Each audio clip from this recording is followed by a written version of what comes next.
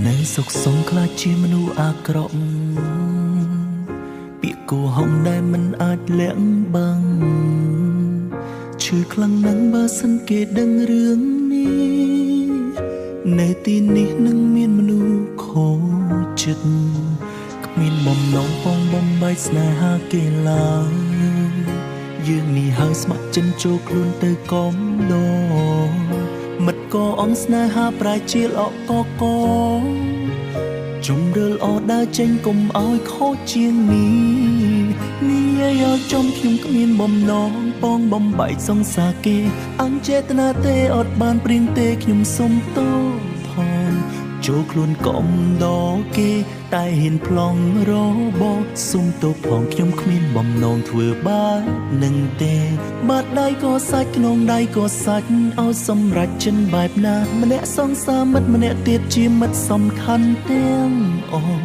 សាញ់រឿងស្នេហានេះទុំឲ្យខ្ញុំខំចោះស្ពាយកុំហោះដៃខ្ញុំបានខុសហើយដើរចេញកុំឲ្យឈឺចាប់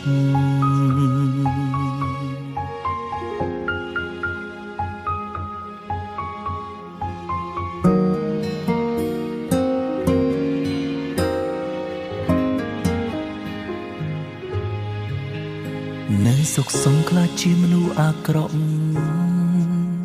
ពាក្យគួរហងដែលមិនអាចលាក់បាំងឈឺខ្លាំងណាស់បើសិនគេដឹងរឿងនេះនៅទីនេះនឹងមានមនុស្សខូចចិត្ត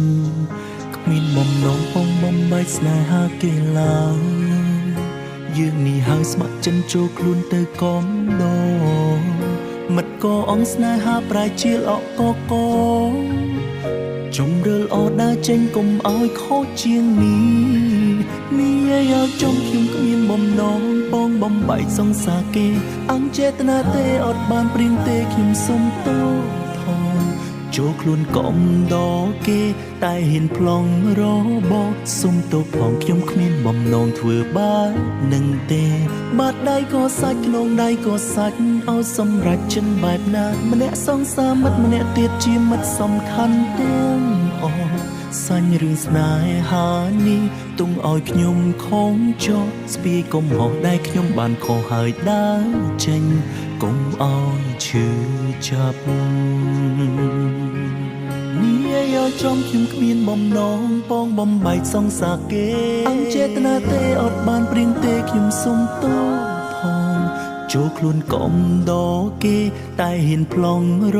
បបសុំទោសផងខ្ញុំគ្មានបំណងធ្វើបាបនឹងទេបាត់ដៃក៏សាច់ក្នុងដៃក៏សាច់ឲ្យសម្រេចចិនបែបណាម្នាក់សង្សារមិត្តម្នាក់ទៀតជាមិត្តសំខាន់ទាំងអស់សាញ់រឿងស្នេហានេះទុំឲ្យខ្ញុំខំចោះស្ពាយកុំហោះដៃខ្ញុំបានខុសហើយដើរចេញកុំឲ្យឈឺចាប់